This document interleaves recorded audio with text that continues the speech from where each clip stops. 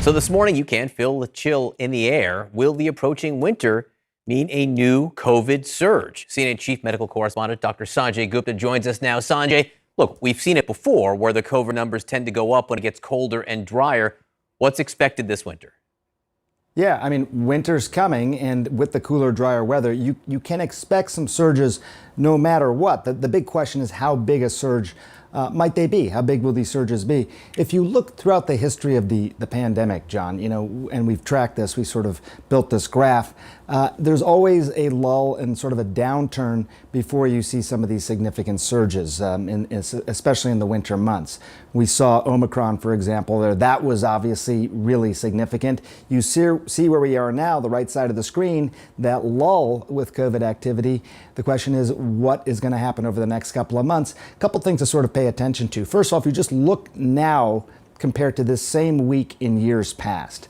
What you find is that in 2022 compared to 20 and 21, we're in better position in terms of daily deaths. Still, I mean, unfathomably high, some 314 deaths on average over the last 7 days.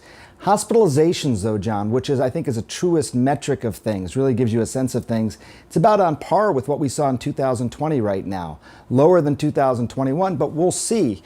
The big question is these new variants that are coming in. They do appear to be more transmissible, and they are increasingly gaining a proportion of the overall number of COVID cases. So week to week, they've been doubling roughly. So we'll see by mid-November, for example, do they start to take over and become sort of the dominant strain? One thing, let me just show you there, John. There's all these numbers and letters and all that. Peter Hotez calls them the Scrabble variants because they have these unusual letters now. One thing to keep in mind, they're all part of Omicron. And that's an important point. The WHO has not said this warrants its own new variant name because they're not different enough yet in order to warrant that. So just to keep that in the back of mind as well. These are all variants, but they're still all coming under the Omicron tree. Even if they have a triple letter score, like the Scrabble thing.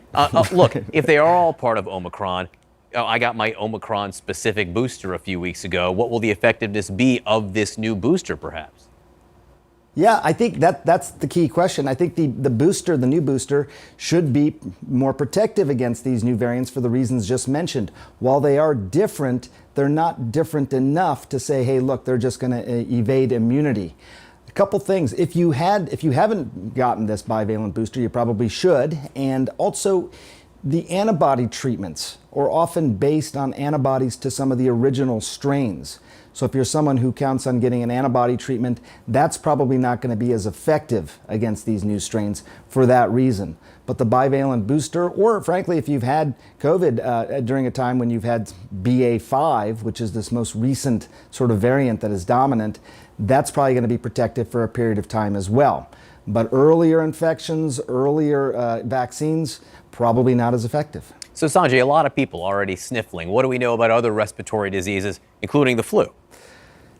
Well, we always have the advantage of looking to the southern hemisphere to get an idea of what might be coming here because their flu season is earlier.